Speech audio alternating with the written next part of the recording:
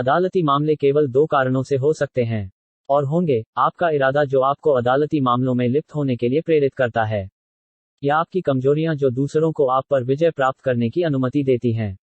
अदालती मुकदमों के इन सभी कारणों को कुंडली से पढ़ सकते हैं। आपका लग्न अदालती मुकदमों में जाने की आपकी मंशा को दर्शाता है और आपकी कुंडली में कमजोर ग्रह यह संकेत देते हैं कि अन्य लोग आपको अदालती मामलों में घसीटने के लिए विजय प्राप्त कर सकते हैं।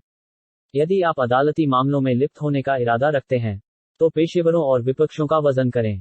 कानूनी पेशेवरों की ताकत के आधार पर गुण स्वयं तय करें। यह सब आपके हाथ में है और कुछ मिनट किसी अच्छे ज्योतिषी के साथ बिताएं और अपनी कुंडली में कोर्ट जीतने की संभावना का आकलन करें। कुंडली में कोर्ट केस के लिए विशेष ग्रह देखे गए हैं और आप कोर्ट केस के अंतिम भाग्य का अंदाजा लगा सकते हैं। लेकिन क्या होता है जब आप अपनी मर्जी के खिलाफ अदालती मामलों में शामिल हो जाते हैं या दूसरे आपको अदालती मामलों में घसीटते हैं? ज्योतिषी कुंडली में कोर्ट कचहरी और मुकदमेबाजी की संभावना देख सकते हैं।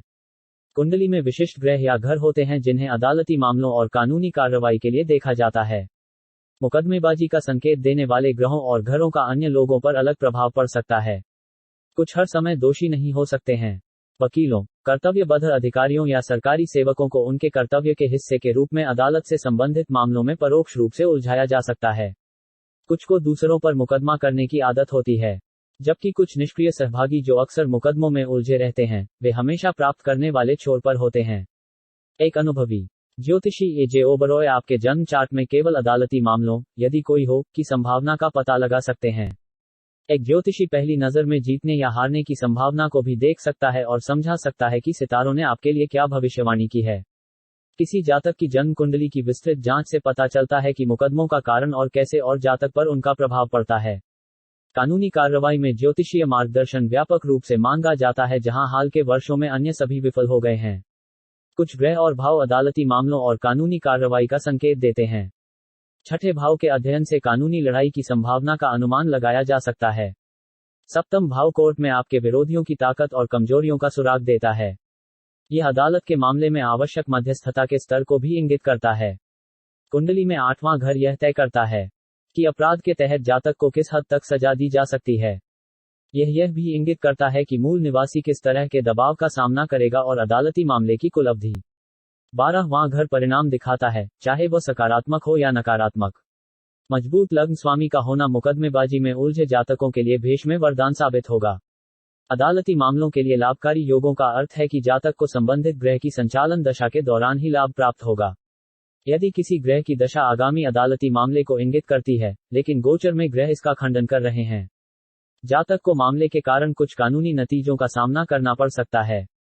छठे भाव के कमजोर होने के कारण पाप योग बनते हैं। छठे भाव के पीड़ित स्वामी का राहु, केतु और शनि जैसे पाप ग्रहों के साथ मिलन होता है।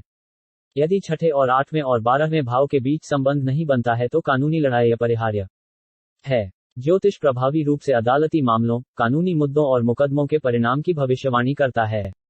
कोई भी ज्योतिष का उपयोग करके अदालती मामले को दायर करने, पेश होने या स्थगित करने का सबसे अच्छा समय जान सकता है। इसलिए जब भी आप ऐसी स्थिति का सामना करें, अदालती मुकदमों के मूल्यांकन के लिए ग्रहों की जांच करवाएं, तय करें कि मामले को आगे बढ़ाना बेहतर है या नहीं। अदालती मामलों को जीतने के लिए ज्योतिषीय रूप से एक अनुभवी ज्योतिषी ए.जे. ओबरॉय की मदद लें और अपनी कुंडली या जन्म कुंडली पर विस्तृत विश्लेषण प्राप्त करें। शुरू करने के लिए, अदालती मामलों का ज्योतिष अदालती मामले के मामले में फाइल करने, पेश होने और स्थगित करने की सर्वोत्तम अवधि का संकेत दे सकता है। अगर किसी व्यक्ति को इन पहलुओं के बारे में सही जानकारी मिलती है, यह उसे आसानी से ग्लाइड करने में मदद करेगा, अदालती कार्यवाही और अंततः मामला जीतने में।